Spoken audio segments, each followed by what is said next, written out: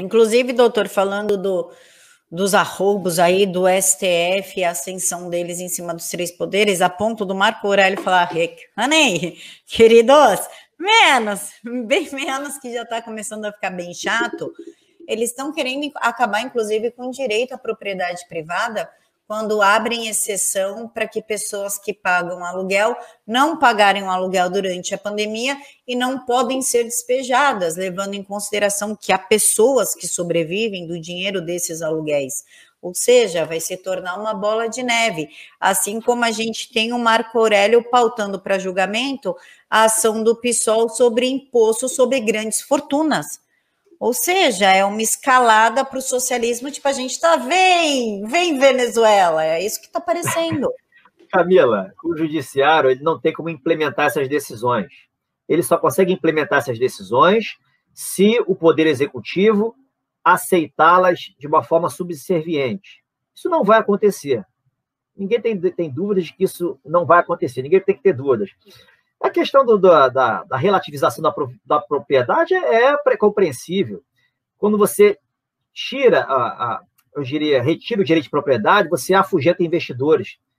Você tende até a afetar a economia com esse tipo de decisão. Você quebra, desrespeita relações contratuais. Né? E aí, qual é o interesse disso? Você viu gente da esquerda, a gente viu, dizendo que temos que derrubar a economia. O que esse tipo de decisão faz? No fundo, né?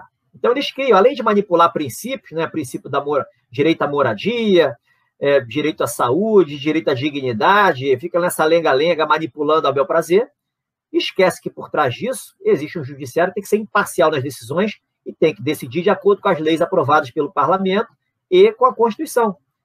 Mas eles se acham no poder de variar, mexer na Constituição a qualquer momento de acordo com essas interpretações espúrias que eles fazem. Por que eles fazem isso? Não existe vácuo no exercício do poder. Não existe vácuo no exercício do poder.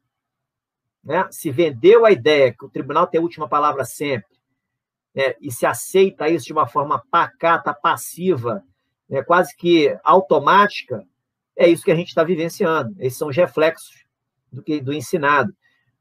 A única coisa que diz na Constituição é que o Supremo é guardião da Constituição. Mas é óbvio que tem que ser guardião, é um tribunal de cúpula. Ele que decide sobre a validade e invalidade de leis, quando é acionado pelos órgãos competentes, e ele que decide, em última instância, algum caso concreto, quando é levado lá em cima por questões de constitucionalidade. É óbvio que ele tem a última palavra nesse sentido, mas desde que respeite as regras do jogo. Não usurpe competências, não crie regras usurpando competência do Congresso Nacional, não pratique ilicitudes, não pratique crimes, não manipule princípios, apesar de se ensinar isso na faculdade, que é muito bonito, isso aí é uma usurpação de competência, é uma subversão do Estado de Direito, é uma destruição da segurança jurídica.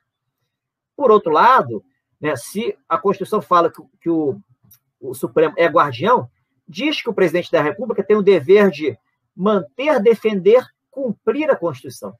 Manter, defender e cumprir a Constituição, de garantir a unidade territorial, garantir ali a integridade da nação inteira. Está lá no artigo 78, ele se comprometeu a fazer isso quando tomou posse. Por que o presidente da República tem essa obrigatoriedade assumida em compromisso e não o STF? É porque ele preside a nação, ele representa a população, o mandatário maior da nação, e ele é o chefe supremo das Forças Armadas. As Forças Armadas existem para quê? Defesa da pátria, garantia dos poderes constitucionais, garantia da lei e da ordem, no mínimo para isso. O regime democrático, ele é concessão das Forças Armadas. Se as Forças Armadas quiserem, poderia impor uma ditadura. Ele é concessão das Forças Armadas. Então, hoje, a gente está vivendo num estado de coisas, onde as Forças Armadas, até então, pelas aparências do que a gente está vendo, não, pelas evidências que a gente está vendo, não enxergaram a gravidade da situação. Mas eu parto do princípio oposto. Eu considero essas evidências abarcando coisas que a gente não sabe e que a gente não vê. Então, eu pressuponho que as Forças Armadas têm plena noção dessas aberrações e, na hora certa, elas agirão. Que não há opção. né? Essa escalada está levando para o ponto de inflexão que saiu da boca do Bolsonaro, salvo engano, na quinta-feira passada. Estamos chegando no ponto de inflexão. Então, as Forças Armadas estão conscientes do que está acontecendo. Se a gente pegar as falas do presidente, as falas do general Braga Neto, o Supremo é o povo. O Supremo é o povo. Né? Sem mencionar no discurso, fazer referência a ministro do Supremo. Mencionou STM, mencionou outros agentes públicos, mas não mencionou nenhum ministro do Supremo. Então, as coisas estão acontecendo, a gente tem que ter um pouquinho de paciência e fazer uma leitura mais sofisticada. Né? Como está, é impossível, Camila, permanecer.